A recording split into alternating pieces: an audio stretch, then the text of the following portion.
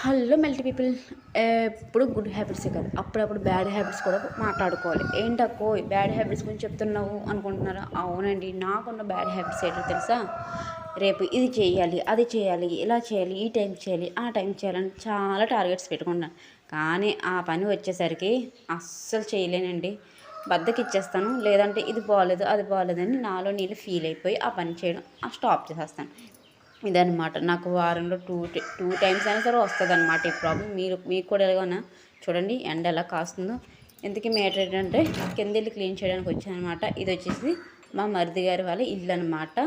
పైన వచ్చేసి మేము ఉంటున్నాం, కిందన వచ్చేసి మా మరిది గారి ఇల్లు. అంటే ఇంకా మా మరిదికి మ్యారేజ్ అవ్వలేదు, సో అందుకనమాట ఖాళీగా ఉంది. మ్యారేజ్ అయితే అప్పుడు నాకు కూడా ఒక ఫ్రెండ్ వస్తుంది అనమాట.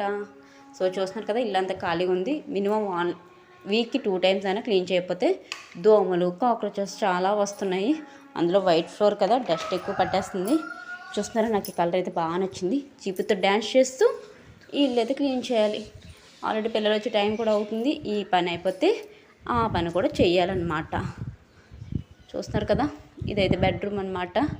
లైట్ ఆన్ చేద్దాం.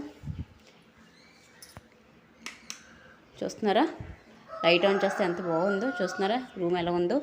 ఇదనమాట రూమ్ పరిస్థితి. ఇదంతా నేను ఇప్పుడు క్లీన్ చేయాలన్నమాట. ఎక్కడ సర్ది క్లీన్ చేసేస్తే మళ్ళీ ఇంకో 2 డేస్ పోయాక మొత్తం డీప్ క్లీన్ చేస్తాను. అంటే మాపింగ్ కూడా పెట్టాలి. ఇప్పుడైతే ప్రస్తుతానికి తొడ్డమేనమాట. ఎందుకంటే నాకు ఇంకా చాలా పని ఉంది పైన. పిల్లలు వచ్చేసరికి ఆ పనులన్నీ పూర్తి చేసుకుని స్కూల్కి వెళ్ళాలన్నమాట. ఈ ఓవెన్ అయితే నాకు చాలా బాగా నచ్చింది. సో పెయింటింగ్ కూడా నాకు కలర్ కాంబినేషన్ బాగా నచ్చింది. మీకు నచ్చింది?